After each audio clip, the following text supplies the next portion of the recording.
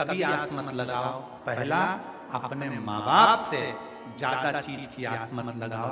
उन्होंने काबिल बना दिया, अब बाबा से विनती करो, बाबा हमें माँ बाप का नहीं चाहिए, हमारे भाग्य का देना, हमारी मेहनत का देना।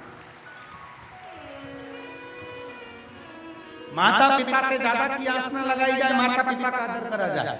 दूसरे नंबर पर अपने ससुराल से ज्यादा आस मत लगाओ। दूसरे नंबर पर अपने ससुराल से आस मत लगाओ।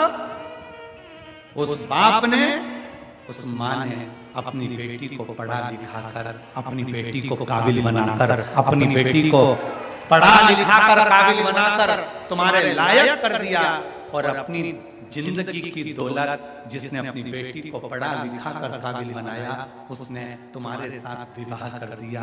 और उस ससुराल वालों से तुम गाड़ी की आस कर रहे हो, अंगूठी की आस कर रहे हो, फ्लैट की आस कर रहे हो, सोने की चेन की आस कर रहे हो, विदाई में घड़ी और सोफा सेट की आस कर रहे हो।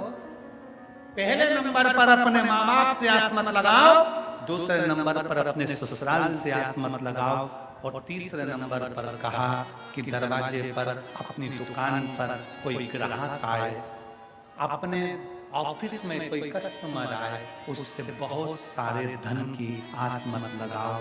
थोड़ा बढ़ा कर दो, मना नहीं, पर एकदम ज्यादा बढ़ा कर नहीं। जब हम किसी ग्राहक को 10 रुपए की चीज 20 में देना चालू कर देते हैं, तो वो एक बार तो ले लेगा, 2 बार ले लेगा, पर दूसरी बार नहीं आएगा। पर हम उसी ग्राहक को अगर थोड़ा सा बड़ा कर देंगे ना, थोड़ा बहुत बड़ा कर देंगे, तो वो जिंदगी भर जुड़ा रहेगा, तुम्हारे पास आता रहेगा। 3 से आस ज्यादा नहीं लगाना चाहिए। जम के बोलो पहले नंबर पर, जम के आवाज जलाएं। पहले नंबर पर माता पिता। जितनी बहुएं बैठी हैं, जितने बेटे बैठे हैं, तुम्हारे बाप के पास में, तुम्हारे पिता के पास में, तुम्हारे भाऊ के पास में जमीन है, जायदाद है, बंगला है, गाड़ी है, सब होने दो।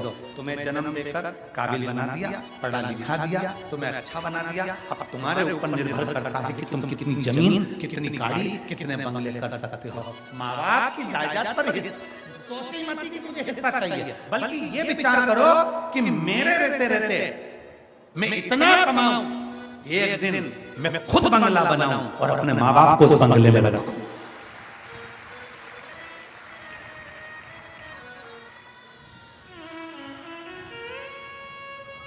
पर हम उल्टे हैं।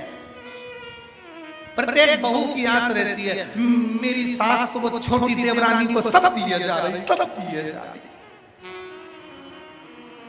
मेरी सास को, वो जेठानी को सब दिया जा रहा है। मेरी सास को, वो जेठानी को सब दिए जा रही, मुझे कुछ नहीं दे रही। क्यों आस लगा कर बैठी है? बाबा ने तेरे को अच्छा पति दिया है ना, सास ने अच्छा बेटा दिया है ना तुझको, खूब आशीर्वाद दिया है ना तुझको, बहुत।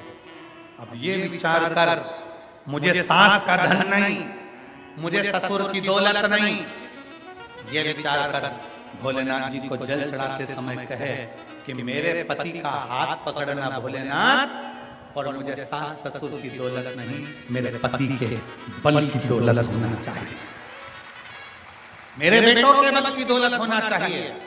और वो दौलत हो कि एक दिन में मकान बनाकर, बंगला बनाकर, फार्म हाउस बनाकर, जमीन जायदाद कर कर, एक दिन में दुकान बनाकर अपने घर के बुजुर्ग पिता को और माता को उनके मरने से पहले उनको भी दिखाऊं कि पापा, बाबूजी, देखो मैंने ये बंगला बनाया है, देखो ये घर बनाया है।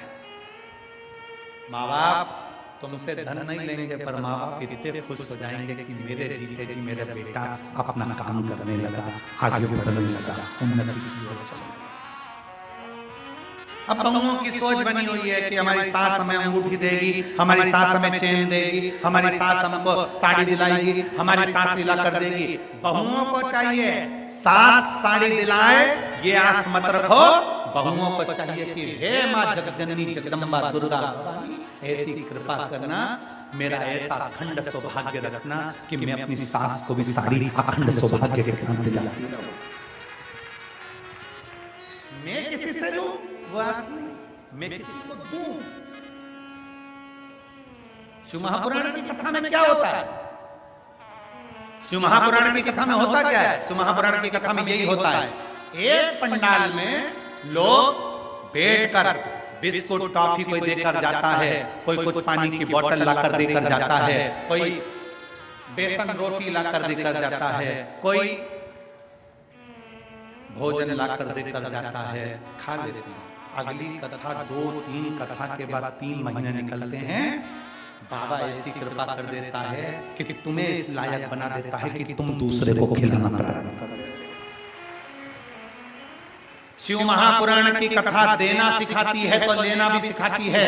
शिव महापुराण की कथा तुमको देने की सामर्थ्यता दे देती है कि ले ये दे देना, ले ये कर देना, ले ऐसा कर, सामर्थ्य है।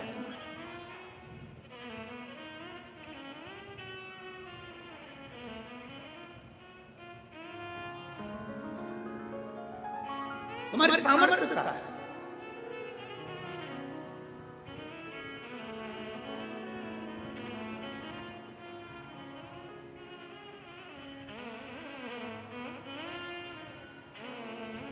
कल एक गृष्णेश्वर में एक भाई कह रहा था, गुरुजी तुमने छत्तीसगढ़ में बहुत कथा करी और फिर छत्तीसगढ़ में कथा कर करके फिर तुमने राजस्थान बहुत कथा करी,